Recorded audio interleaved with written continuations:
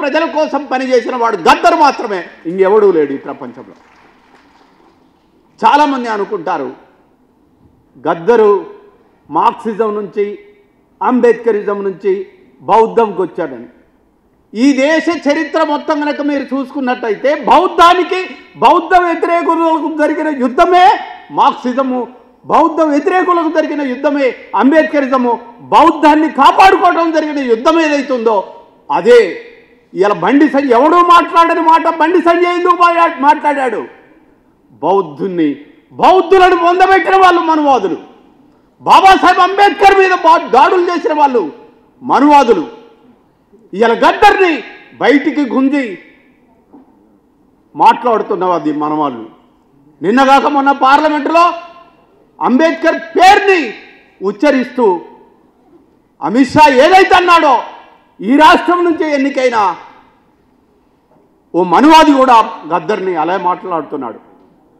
కాబట్టి చరిత్రలో బౌద్ధానికి బౌద్ధ వ్యతిరేకులకు జరిగిన యుద్ధం ఏదైతుందో అదే స్పష్టమైన యుద్ధము. ఈ స్పష్టత గద్దరుకుంది, నాకుంది. అందుకని మేము చాలాసార్లు చెప్పాము, మా సిరలు మార్క్సిజం, మా దమనులు అంబేద్కరిజం, మా హృదయం బౌద్ధారామం, ప్రకృతే మా పవిత్రాశ్రమం అని చెప్పాం.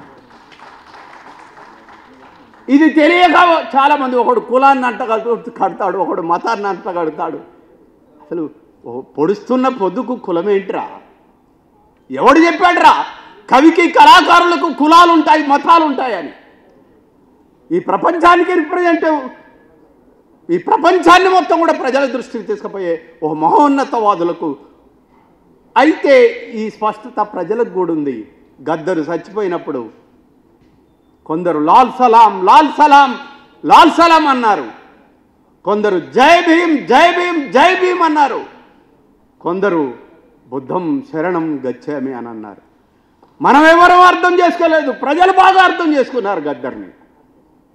కాబట్టి ఆయన జీవితం ఏదైతుందో ఓ మార్క్సిజం, ఒక అంబేద్కరిజం, ఓ బౌద్ధం, అన్నిటికీ మించి గద్దర్ ఆయన ఎంత గొప్పవాడంటే ఆయనని కాల్చటానికి వచ్చిన పోలీసుల మీద కూడా పాటలు పాడాడు.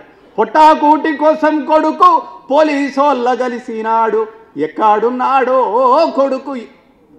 అరే నన్ను చంపడానికి వచ్చే వాడి మీద నేను పాట పాడుతున్నానంటే ఇంతకంటే మానవతావాది ప్రపంచంలో ఎవడైనా ఉన్నాడా? అందుకనే అవార్డులు రివార్డులు కాదు, గద్దర్ని చంపటానికి రైఫిల్స్ ఎక్కుపెట్టిన పోలీసులే గద్దరు చచ్చిపోయిన తర్వాత డౌన్ చేసి సెల్యూట్ చెప్పాయి. That is Gaddar. గద్దర్ని పొగడటానికి నా పాట సరిపోదు, గద్దర్ గురించి మాట్లాడటానికి మాట సరిపోదు, గద్దర్కి ఇవ్వటానికి ఈ దేశంలో అవార్డులు సరిపోవు. కుక్క మీద పిందెలేదో మాట్లాడుతూ ఉంటాయి, అవన్నీ పట్టించుకోవాల్సిన అవసరం మనకు లేదు. గద్దర్ ఆశయాలని ముందుకు తీసుకుపోవటమే మనం చేయాల్సిన ప్రధానమైన కర్తవ్యం. ఆయన ఏ మార్క్సిజం మాతోటి ఎంత అద్భుతమైన పాటలు రాపించాడు.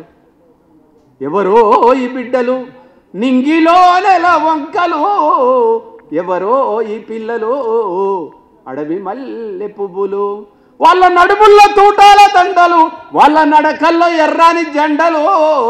మేమేమి వెనక్కిపోవటం లేదు, మమ్మల్ని ఏ జైలు వేసులో కానీ వెళ్ళటానికి సిద్ధంగా ఉన్నాం. ఎస్, రాజ్యాంగం గురించి మాట్లాడితే మమ్మల్ని అర్బన్ నక్సలైట్ అంటున్నారు. గద్దరన్న మీద కేసులు పెట్టారు. గద్దరన్న మాలాంటి వాళ్ళనే కాదు, ఈరోజు రాజ్యాంగం గురించి రాహుల్ గాంధీ మాట్లాడిన అర్బన్ నక్సలైట్ అయ్యాడు. అవునరా, దేశద్రోహులందరూ రాజ్యం ఏలుతుంటే దేశాన్ని కాపాడవలసిన దేశభక్తులు, స్వాతంత్ర సమరయోధులు, రాజ్యాంగాన్ని కాపాడే వాళ్ళందరూ కూడా నక్సలైట్లే అవుతున్నారు. ఎస్, మేము నక్సలైట్లమే, నక్సలైట్లే దేశభక్తులు.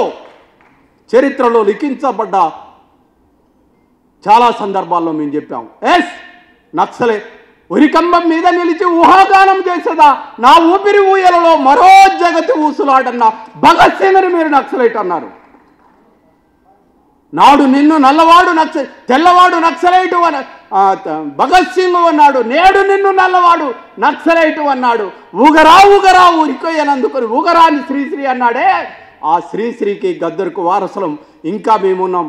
ఎస్, మేము అర్బన్ నక్సలైట్లమే, మమ్మల్ని ఎవడేం చేసుకుంటాడో చేసుకోండి, మీ అవార్డులు మాకు అవసరం లేదని గద్దరు ఆశయాల కోసం మేము పనిచేస్తామని తెలియజేస్తూ ముగిస్తున్నాను.